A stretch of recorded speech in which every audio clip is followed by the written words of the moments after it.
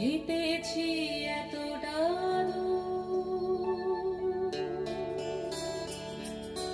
একটা জায়গায় দাঁড়িয়ে দুটো শুটিং স্পট দেখা গেল। এটা তাপস পালের শুটিং স্পট, 8টা 8-এ বনগা লোকাল।